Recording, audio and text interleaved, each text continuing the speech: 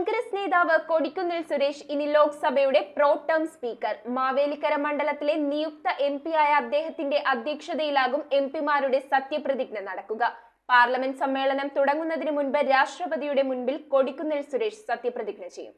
1989 അടൂർ നിയമസഭാ തെരഞ്ഞെടുപ്പിലാണ് കൊടിക്കുന്നിൽ സുരേഷ് ആദ്യമായി മത്സരിച്ചത്. 1989, 91, 96, 99 വർഷങ്ങളിൽ അടൂരിൽ നിന്ന് ലോക്സഭാംഗമായി. 1998, 2004 തെരഞ്ഞെടുപ്പുകളിൽ പരാജയപ്പെട്ടു. 2009, 2014, 2019, 2024 തെരഞ്ഞെടുപ്പുകളിൽ മാവേലിക്കരയുടെ എംപിയായി. രണ്ടാം UPA സർക്കാരിന്റെ കാലത്ത് തൊഴിൽ സഹമന്ത്രിയായിരുന്നു അദ്ദേഹം. മാവേലിക്കര മണ്ഡലത്തിലെ നിയുക്ത എംപിയായ കൊടിക്കുന്നിൽ സുരേഷിന്റെ അധ്യക്ഷതയിലാകും എംപിമാരുടെ സത്യപ്രതിജ്ഞ നടക്കുക. പാർലമെന്റ് സമ്മേളനം തുടങ്ങുന്നതിന് മുൻപ് രാഷ്ട്രപതിയുടെ മുന്നിൽ കൊടിക്കുന്നിൽ സുരേഷ് സത്യപ്രതിജ്ഞ ചെയ്യും. പുതിയ സ്പീക്കറെ തെരഞ്ഞെടുക്കുന്നതുവരെ സ്പീക്കറുടെ ചുമതലകൾ നിർവഹിക്കുന്നതും ഇദ്ദേഹമായിരിക്കും. News desk, metro 7.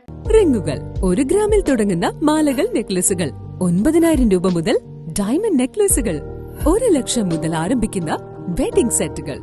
കൂടാതെ നിങ്ങളുടെ പഴയ സ്വർണത്തിന് ഏറ്റവും ഉയർന്ന മൂല്യവും. Maharaja gold and diamonds,